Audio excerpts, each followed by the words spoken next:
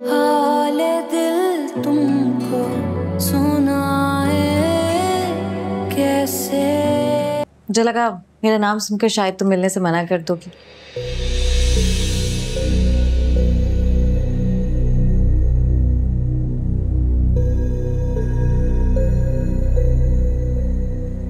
इस तरह तो अपनी शक्ल भी बदलवा कर, क्योंकि मुझे आपकी शक्ल देखना भी नहीं पसंद। शक्ल तो तुम्हारी खैर मैं भी नहीं देखना चाहती, लेकिन क्या करूं, तुमने अटैक इतना पर्सनल किया था कि मुझे पर्सनली आना पड़ा। कुछ पर्सनल नहीं है लैला।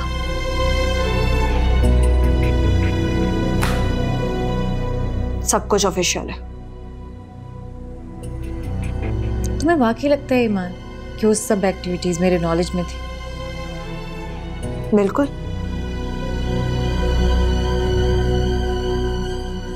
इसीलिए तो आपने ये सब नोटिसेस इग्नोर किए थे। कम ऑन, अगर मुझे जरा सा भी आइडिया होता तो तुम्हें लगता है मैं चुप रहती? चुप रहने की तो आपको आदत है लैला। याद नहीं आपके घर में किस तरह लड़कियों को बेवकूफ बनाने पे शर्त लगाई जाती थी, और आप सब जानते हुए भी खामोश रही। तो ताई मैं ठीक कह रही थी। It is personal revenge after all, right? ये फाइल जरूर लेके जाइएगा और कोई अच्छा लॉयर हायर कीजिएगा, क्योंकि आपका भाई ज्यादा देर तक आपकी शील्ड नहीं बन सकता।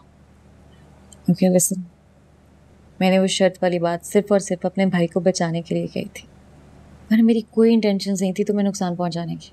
कुछ पर्सनल नहीं है लैला। मैं कैसे बर्दाश्त करती कि मेरा भाई, मेरा एक करप्ट लड़की में इन्वॉल्व हो।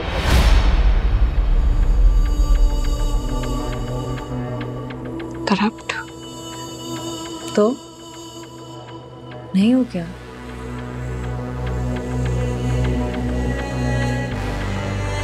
आप जाए यहां से। अगर तुम कुछ लेन देन करना चाहो तो हम बात कर सकते। I said leave।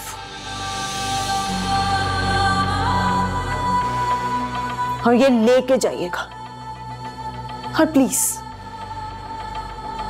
एटलीस्ट अपने लॉयर के सामने तो सच बोलना। सच्ची बताऊंगी और सब कुछ बताऊंगी। वहां से शुरू करूंगी जब तुम बिलाल के साथ उस गेस्ट हाउस में मिलने जाती थी, और इस बात के सारे सबूत हैं मेरे पास। मैं बिलाल के साथ? अब तो ऑब्वियसली तुम मुकर ही जाओगी, एंड आई टोटली अंडरस्टैंड। अपने से कमतर इंसान को झेलना थोड़ा मुश्किल होता है। तुमने बिलाल से तलाक उनकी कमतरी की वजह से ली? तलाक? वाह भाई, तुम्हारे पास तो सारी रिपोर्ट्स हैं। लेकिन नहीं, तलाक इस वजह से नहीं हुई थी। तलाक तो तुम्हारे और उसके नाजायज ताल्लुकात की वजह से हुई थी। मेरे और बिलाल के ताल्लुकात? इसीलिए तो आया था बाद में तुम्हारी हिमायत में लड़ने, तुम्हें पाक बात साबित करने। गिरबान पकड़कर मारा था तैमूर और राहत ने। तुम झूठ बोल रही हो। तुम्हारे चक्कर में पागल होकर धमकियां दे रहा था। क्या करते वो लोग? मारा पीटा, घर से निकाल दिया। पता नहीं कौन सी सड़कों की खाक छान रहा होगा। तुम्हारे पास नहीं आया?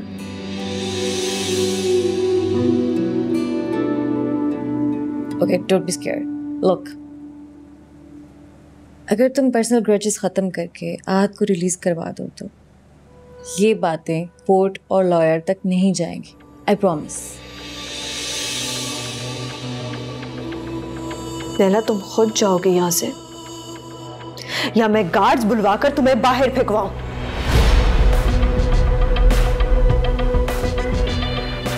जा रही हूँ, लेकिन एक बात याद रखना, तुम आहत को तो रिलीज हम करवा ही लेंगे, लेकिन तुमने इस कुर्सी की अकड़ में मेरे खानदान के साथ जो पंगा लिया है ना, बहुत महंगा पड़ेगा तुम्हें, बहुत ज्यादा। गाड़ी कहाँ है मेरी? सर्विस करवाने गया था या असेंबल करवाने रुक गया? बात हुई है मेरी मैडम, वहाँ रश बहुत। तो आपने इस टाइम पे भेजा ही क्यों है उसे? कब से वेट कर रही हूँ मैं। आप अंदर बैठे मैडम, जैसे ही गाड़ी आती है मैं आपको इन्फॉर्म करता हूँ। इसकी जरूरत नहीं है, मैं कैब बुलवा लूँ। सॉरी मैडम, आप कैब नहीं बुला सकती। ये क्या बदतमीजी है? सॉरी मैडम, बिलाल सर के आर्डर्स हैं कि सिक्योरिटी रीजंस की वजह से आप उनके आने तक घर नहीं जा सकते। मेरी गाड़ी मंगवाओ, वरना मैं यहाँ से पैदल चली जाऊंगी।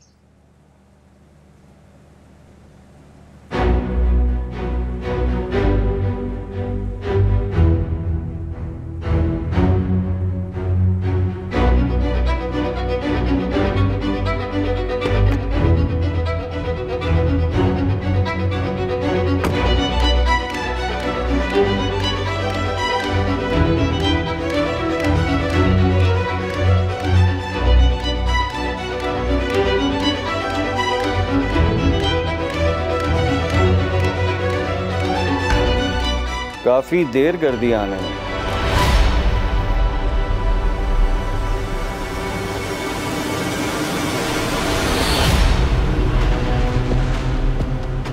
आप यहाँ क्या कर रहे हैं?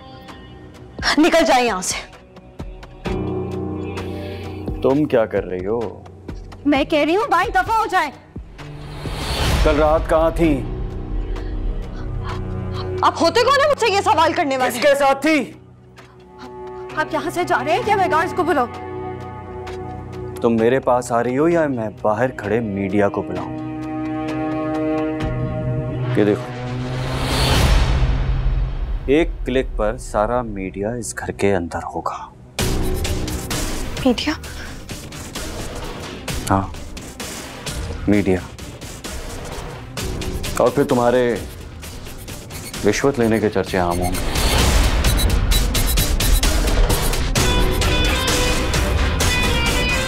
सॉरी मैडम, बिलाल सर के आर्डर्स हैं कि सिक्योरिटी रीजंस की वजह से आप उनके आने तक घर नहीं जा सकते। कैसा प्लान?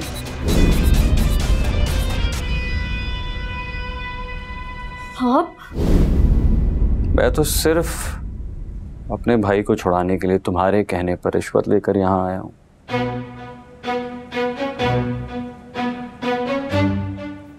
ईमान, बाहर मत जाना, मैं तुम्हारी बदनामी नहीं चाहता। तो चाहते क्या है आप? तुम्हें चाहता हूं ईमान, तुम्हें चाहता हूं, लेकिन तुम इस बात को समझने के लिए तैयार ही नहीं हो। अब फैसला तुम्हारा है, या तो मेन गेट खोलकर सारा मीडिया अंदर बुला लो, अपने खानदान की, अपने अब्बा की बदनामी करके खाली हाथ जेल चली जाओ, या फिर ये सब, बल्कि इससे बहुत ज्यादा ईमान, इससे बहुत ज्यादा लेकर मेरी जिंदगी में बचो।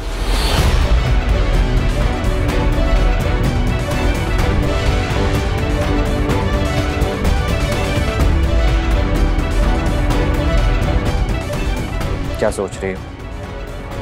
ऐसे हालात में सोचते नहीं है ईमान, फैसला करो। अरे सलीम चाचा, क्या होगा इनका तुम्हारी बदनामी के बाद? सॉरी। कहाँ जा रही हो ईमान? बदनाम होना है क्या? अगर बदनामी और बदकिरदारी में से किसी एक को मुसल्लत होना है तो मैं बदनामी को चुनूंगी। ईमान, तमाशा बन जाओगी तुम। ईमान, तमाशा। तो मैं तुम्हारा तमाशा लगा दूंगा।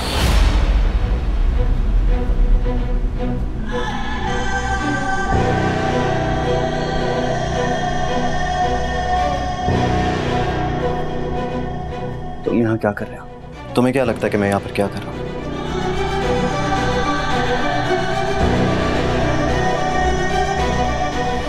तुम जैसे गली के कुत्ते के गले में नया पट्टा डालने से वो शेर नहीं बन जाता, इसीलिए अपनी औकात में रहो बेटा। औकात में तो तुम रहो। ऑन ड्यूटी ऑफिसर का गिरबान पकड़ने का मतलब समझते हो तुम? On duty officer? इसके बलबूते पे चल रहे हो तुम। एक चुटकी में तुम्हें और इसे बर्बाद करने के साथ साथ बदनाम भी कर दूंगा। अच्छा, ऐसा है क्या? सोचो ईमान, तुम्हारे घर से इस रिश्वत के साथ साथ एक आशिफ भी बरामद होगा तो तुम्हारा क्या होगा? क्या होगा मुझे भी बताएं। सस्पेंड तो होगी, लेकिन साथ में जेल भी पक्की है। अच्छा, ऐसा होता है क्या? हो जाएगा। देख लो इसके चक्कर से ईमान, ऐसे टके टके के मर्द तुम अपनी जिंदगी में डिजर्व नहीं करती, इसीलिए मेरी जिंदगी में आ जाओ।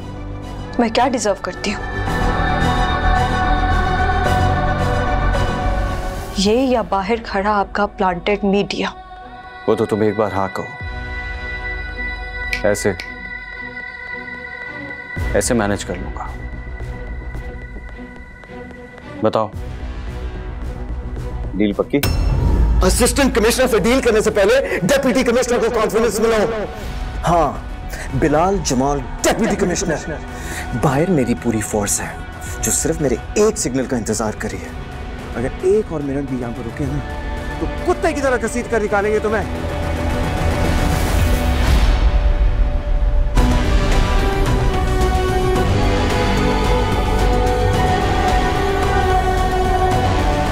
और बेहतर यही है कि जैसे चोरों की तरह छुपकर यहां पर आए थे ना, बिल्कुल वैसे ही मुंह छुपाकर यहां से निकल जाएं।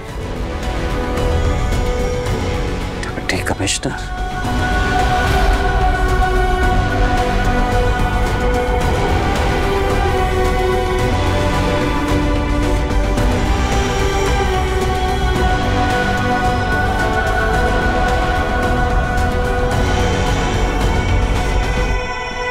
लाल मेरी बात सुनो, दिस इज इम्पोर्टेंट। लैला ने जो अब्बू के घर पे गेस्ट हाउस बनाया था, वहाँ कुछ इलीगल एक्टिविटीज की वजह से आहत पुलिस कस्टडी में है, और ऊपर से ये ताया और चची जान मिलकर गेस्ट हाउस की ओनरशिप तुम्हारे नाम करके सारा इल्जाम तुम पर डालना चाहते हैं। इसलिए तुम प्लीज जहाँ भी छुपे हो वहीं छुपे रहना, और खुदा के लिए कराची वापस आने की बेवकूफ़ी मत कर लेना। और तैमूर से तो वो कांटेक्ट करे भी तो बात मत करना, उनका तो नंबर ब्लॉक कर देना, ओके?